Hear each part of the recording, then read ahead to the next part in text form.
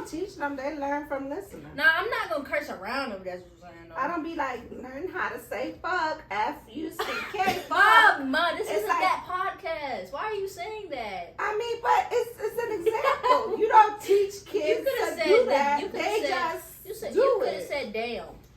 That's not a technical term. It is, though. Whatever. It's actually in the dictionary as a water. Yeah, that's how I said it just now. So yeah, I didn't curse guys. So probably. But yeah, no, I'm not gonna teach them to like. I'm not gonna like curse around them. No, like I'm gonna watch what I say. Like at a young age, when they get a little older, I'm gonna get a little less. Yeah. So what about? You told me you was gonna stop whipping. You would not do. Yeah, nah, I don't like that. She said she's not gonna. Because me personally, I wasn't really whooped for real. I mean, I was slapped, popped, you know? But that's it. I wasn't whooped. So it's like, why am I whooping my kid if I ain't even go through that? You know what I'm saying? So but it's not just that either. I just don't feel comfortable doing that. You're not gonna whoop them.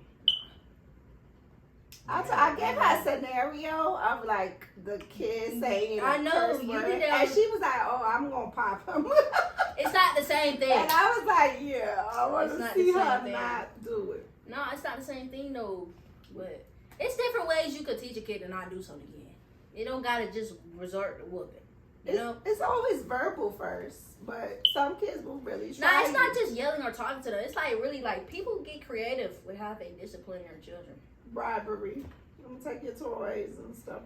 It's not that, but anyways, push-ups. Push-ups is great.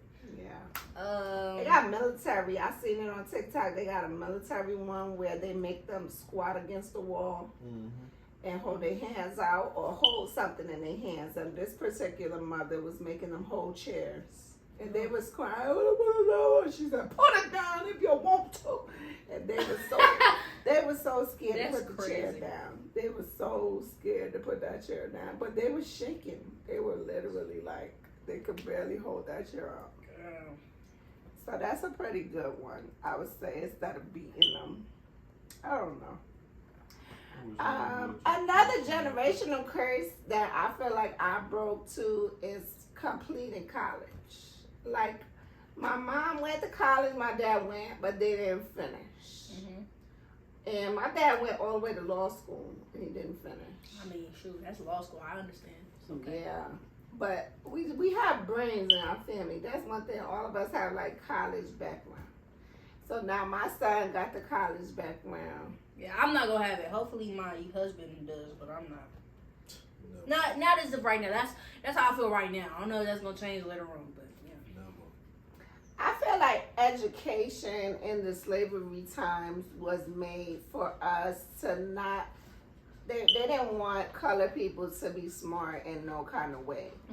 And the fact that we able to go to college and go to school is a big deal. It is a big deal, but they didn't even want us to read. But what ruins that for me is that y'all had to put money into it. Now I gotta pay for my education. It's just no. I don't agree, and I'm not gonna support it. So no, I'm not gonna fund you some more money so I can learn. No.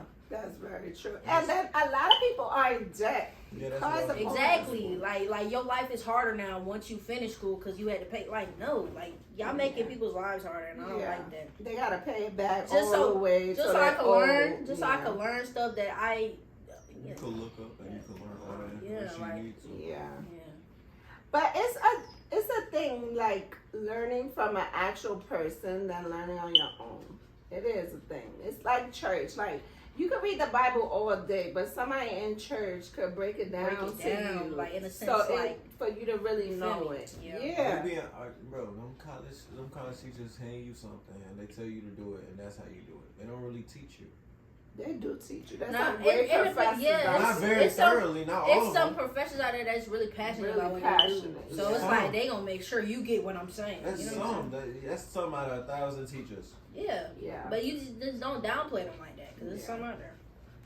And there's some that's really worth you paying the material because they're really intelligent in what they do.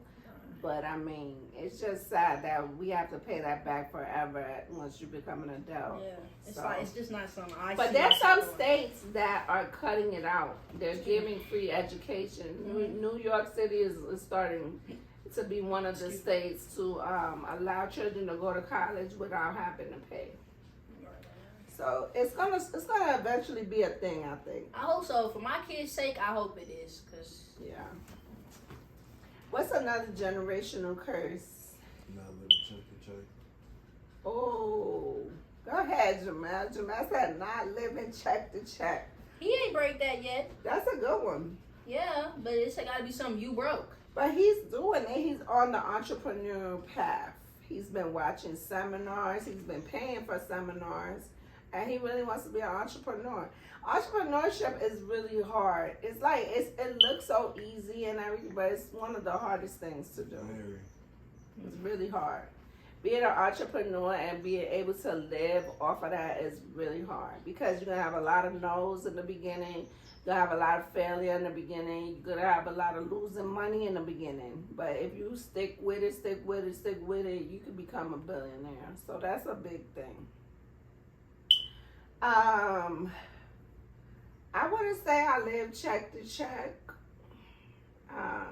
but I did for a long time. I really did.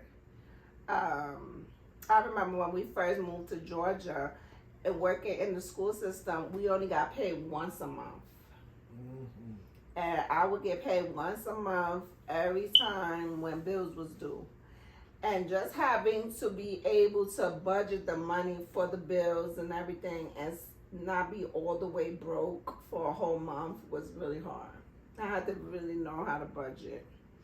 And I'm so grateful that they changed us every 2 weeks after many years we were like that. Mm-hmm. So, but I always been like a hustler. Like I would work in the summers doing different jobs.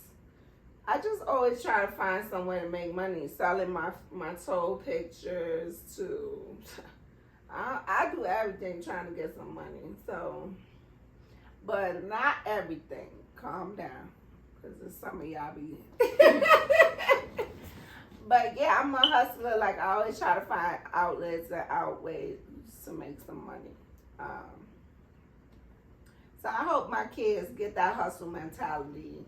That there's plenty of ways to make money, and there's a lot of money in this world. Just working. Yeah, besides just working a 9 to 5, 8 to 4. But it's not nothing wrong with having a 9 to 5. It's just working for somebody versus working for yourself these days. It's more possible for you to work for yourself, you know. Because even Kaisanet is real rich, but he works for somebody. Somebody owns Switch, you know what I'm saying? And he's rich, but the person is richer than him because it's his outlet. Yeah, you it's know?